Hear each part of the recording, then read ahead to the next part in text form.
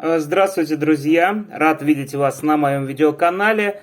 В прошлом видео я рассказывал вам, как можно сделать вот такую небольшую яхточку из минимума деталей Лего. В принципе, яхта получилась довольно неплохой, но мои подписчики попросили меня сделать нечто более масштабное, но при этом не такое масштабное, как фрегат 17 века, потому что получается такая вот дилемма. Совсем маленькие игрушки подписчики делать не очень хотят, вот, а большие, видимо, не получается сделать из-за того, что там или нехватка деталей, или не попадают цвета, в общем, есть какие-то сложности с этим. И поэтому всегда я иду навстречу. Я разработал для вас свой собственный проект, это будет мой новый корабль, фрегат 17 века, это будет голландский фрегат 17 века. В общем-то, это военный корабль Голландии, а в то время Голландия была владычицей морей, а не Англия, и мы сейчас попробуем его смастерить. Итак, яхту убираем подальше и попробуем взять основу. Основу на этот раз я решил взять вот такую нетривиальную, это деталь 12×2. Эта деталь синего цвета, она будет изображать воду, то есть как бы корабль плывет по воде, и совершенно логично, что базовая деталь синего цвета. Это я сделал просто от бедности, у меня нет такой длинной детали коричневого цвета. Вот. Что мы делаем дальше? Дальше нам нужно набрать вот это дно. Дно корабля мы будем набирать из отдельных блоков. То есть вот, например, можно добавить такой скошенный треугольник. Заметьте, технология, она, в общем-то, идентична. Что на яхте, что здесь. Но корабль будет у нас более масштабным. И, в общем-то, здесь я повторяю данную концепцию с другой стороны. Вообще, можно делать корабли и из других деталей. Есть много разных способов. Даже можно просто вот так сделать шаг, условно говоря, да, один за другим. И это тоже может быть борт корабля. Но вот все-таки такие скошенные детали, они подходят для данной цели лучше всего, и я рекомендую вам использовать. Тем более, вот представьте, на такой огромный корпус нам нужно всего лишь 2 штуки таких. Так, ну и продолжаем пока заделывать наш корпус такими вот деталями. Ну, сейчас можно поставить сюда, допустим, 2. Я сейчас ее найду, вот она, 2. Так, и далее можно поставить 3. И здесь прям сама просится 3, мы ее туда тоже поставим. Ну вот, это в принципе будет основа корабля. Не удивляйтесь, что она такая тонкая. Корабли, они всегда очень вытянутые. Это связано с сопротивлением в воде. Вот, то есть, если он длинный, то ему нужно меньше усилий прилагать для того, чтобы плыть. Поэтому корабли очень часто были вытянутыми, такими тонкими. Вот. Ну и вообще деталей нужно существенно меньше на такую конструкцию. Поэтому, если у вас деталей немного, а хотите получить что-то масштабное, можете вот строить корабли таким вот образом. Теперь мы готовим нашу рубку. В кораблях 17 века была такая серьезная надстройка. Сзади деревянная.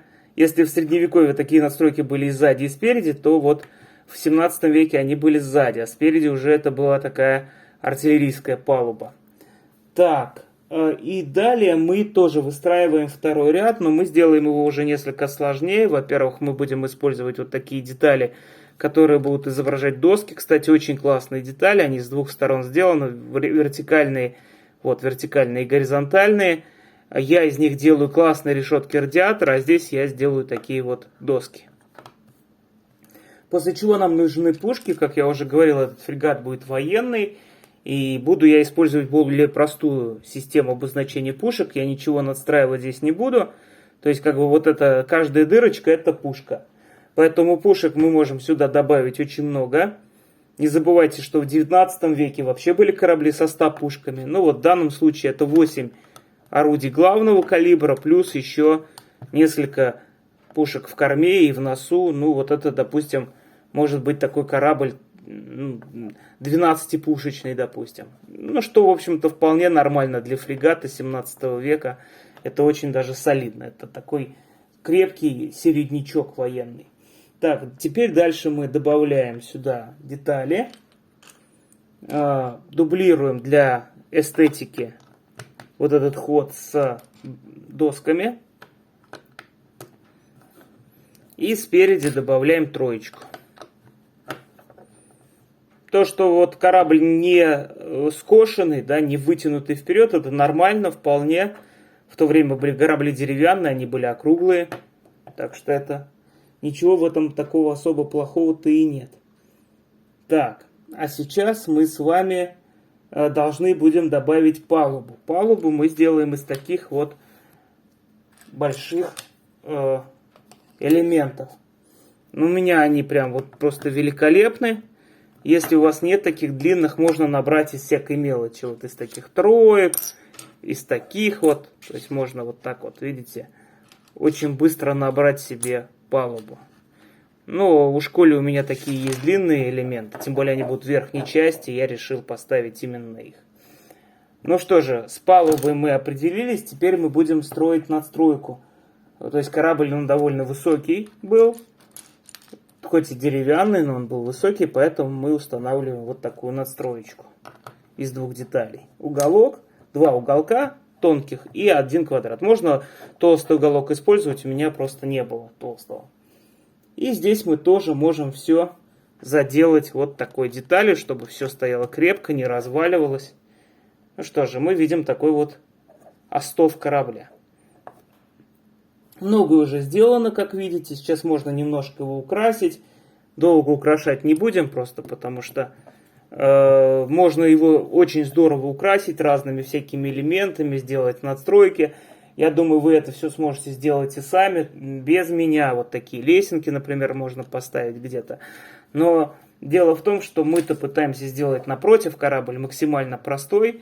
Поэтому, если у вас будут какие-то идеи, как дополнить эту основу, пожалуйста, делайте. Но мы пока делаем основу, которую вы можете в любой момент доработать так, как вам хочется. Итак, следующее, что мы с вами сделаем, это мы добавим сюда, получается, парус. Парус угловой. То есть дело в том, что для маневрирования у таких вот кораблей старинных, парусных, были такого рода косые паруса. И давайте сразу поставим флажок, вымпел такой синего цвета. То есть, чтобы это все неплохо смотрелось. Так, с косым парусом мы разобрались. Теперь нам нужно сделать такой вот кормовой флаг, который показывает принадлежность государству. Сделаем мы его из 3 деталей. Такой вот красной детали. Это цвета голландского флага, белый и синий. Практически как цвета флага России, но у них последовательность другая, и синий он гораздо более такой темный. Вот. И сюда добавляем кормовой флаг. Вот мы его будем ставить на башню. Ну или я не знаю, как это. Мачта небольшая. Ну вот так мы его поставим. И теперь все будут видеть, что это голландский фрегат. Это как бы и хорошо, потому что все будут понимать, что это их друг, если это дружественный корабль. И плохо, если это враждебный корабль, потому что враги будут сразу понимать, что ага, здесь приплыли голландцы. Теперь мы будем устанавливать основы для башен, для этих, второй раз уже называю, мачты башнями. Вот, такие круглые основы. И сейчас можно каким-то образом это все дело доработать. Для этого я вам сейчас продемонстрирую, как быстро собрать мачту. Мачту мы будем собирать, значит, следующим образом. Нам нужна некая основа у мачты. Допустим, это вот такая деталь. Это может быть другая какая-то деталь. Ну вот в моем случае оптимально вот эта 4. Далее набираем парус из белых деталей. Кстати, вот эти паруса, они белые были не из-за того, что их красили в белом, а из-за того, что они выгорали на солнце. Вот так вот можно набрать. Кстати, можно сделать и парус более масштабным. Например, вот так вот можно сделать. Да, такой вот большой парус. Тоже из белых деталей набранный.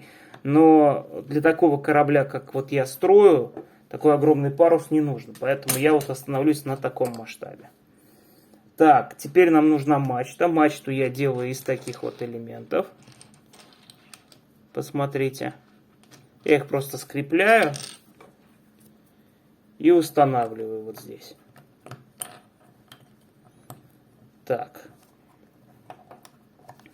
Теперь нам это нужно все закрепить, чтобы наша мачта не разваливалась. Вот. Это будет небольшой, получается, не основной парус. Поэтому я здесь поставлю тоже вымпел, а не государственный флаг. Делаю я идентичным образом. Ставлю флагшток такой вот. Можно использовать другой цвет. У меня вот просто есть белый. А так можно черный использовать или коричневый. Ну, все, что хотите. Вот. И, соответственно, так как это не основной парус, мы его ставим впереди. Так. Ну что же, остается только создать нашу основную мачту. И корабль будет готов к сражениям и к путешествиям. Итак, основа вот такая большая деталь белая, 6×2. Далее мы устанавливаем опять же такого рода белые детали. Видите, да? Собираем мачту. Я на этот раз прям вот покажу, как ее можно собрать. Пошагово. Один за одной. Вот она, наша деталь. И теперь нам необходимо вот эту, получается, мачту прихватить сверху. Так же, как мы сделали в прошлый раз. Такая четверочка. Вот здесь можно установить, например, корзину наблюдательную. В ней могут находиться матросы, смотреть куда-то вперед. Вот. И потом, как апофеоз, флаг. Флаг мы ставим вот так вот в середину. Раз.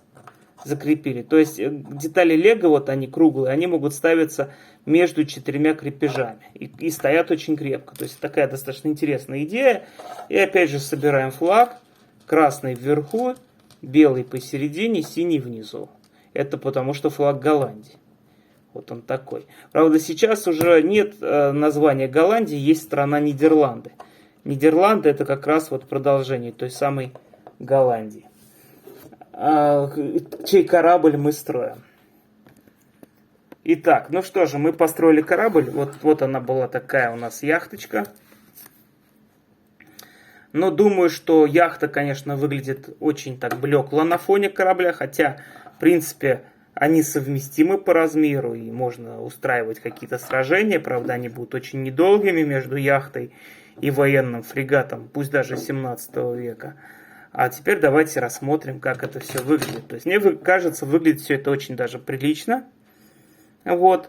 Много интересных решений здесь я применил. Если что-то вы позабыли, можете всегда отмотать. То есть, например, можно посмотреть, как я сделал паруса. Каким образом я решил вопросы обустройства корабля.